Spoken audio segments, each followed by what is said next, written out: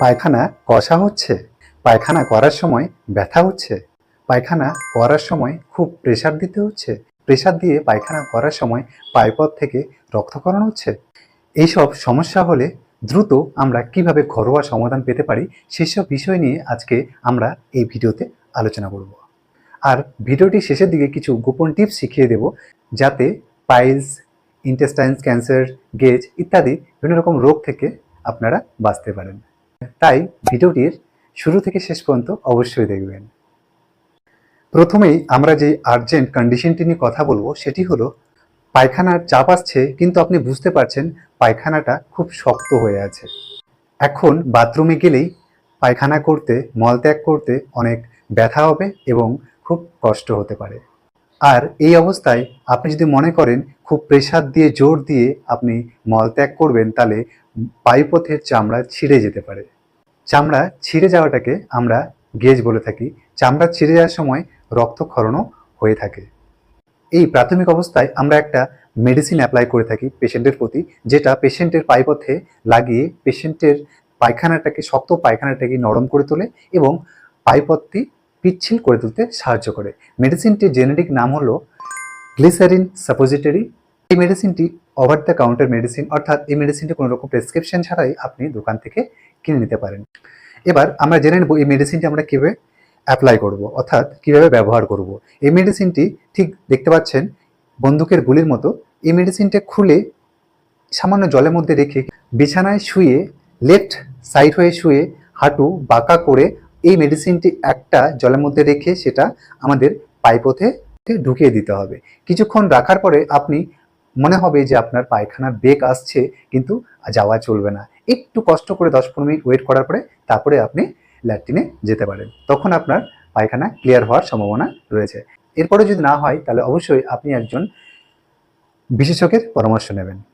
এবার আমরা আলোচনা করব ন্যাচারাল উপায়, অর্থাৎ প্রাকৃতিক উপায়। আমাদেরকে ফাইন্ড আউট করতে হবে যে কনস্টিপেশন অর্থাৎ কষা পায়খানা হওয়ার আগে আমাদের লাইফস্টাইলটা কেমন ছিল।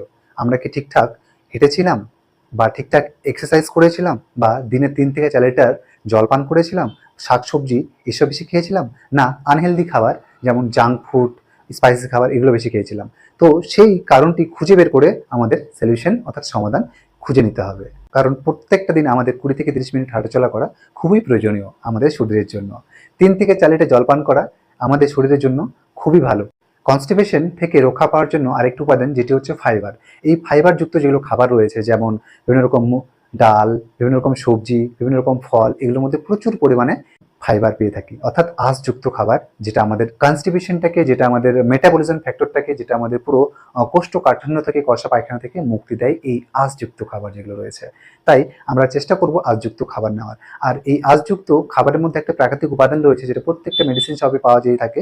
সেটি হচ্ছে ইসবগুল। এটা প্রত্যেক দিন দিনে 2 বার আমাদের নিতে হবে। 1 চামচ 1 গ্লাস জলের মধ্যে নিয়ে সেটাকে ভালো করে ঘেটে নিয়ে আমাদের সাথে সাথে খেয়ে নিতে হবে। এটা অনেকে এমন করেন রাতেবেলা ভিজিয়ে রেখে সকালে খান, এটা একদমই করবেন না। দিনে 2 বার ভরা পেটে এটা খেতে হবে। এবার আমরা কিছু মেডিসিন নিয়ে আলোচনা করব। যেমন প্রথম মেডিসিনটা হচ্ছে ল্যাকটুলোজ। এই মেডিসিনটির কাজ কি? এই মেডিসিনটা আমাদের পুরো শরীরের জল শোষণ করে আমাদের পায়খানাটাকে নরম করতে সাহায্য করে। এই মেডিসিনটি দিনে 2 বার নেবেন, আপ টু 5 ডেজ। তারপরেও যদি আপনি রেজাল্ট না পান তাহলে অবশ্যই একজন বিশেষজ্ঞের পরামর্শ নেবেন।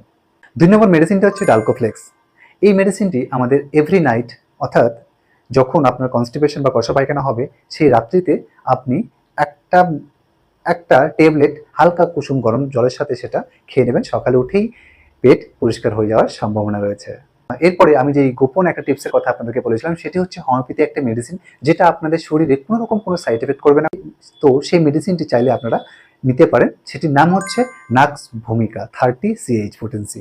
এই মেডিসিনটি প্রত্যেক দিন রাতে, যাদের কনস্টিপেশন কষা পায়খানা রয়েছে, প্রত্যেক দিন রাতে 2 ফোঁটা ডাইরেক্ট টাঙিয়ে দিয়ে হালকা জল মুখে দিয়ে খেয়ে সেটা ঘুমিয়ে পড়বেন। সকালে উঠে ল্যাট্রিন ক্লিয়ার হওয়ার সম্ভাবনা রয়েছে।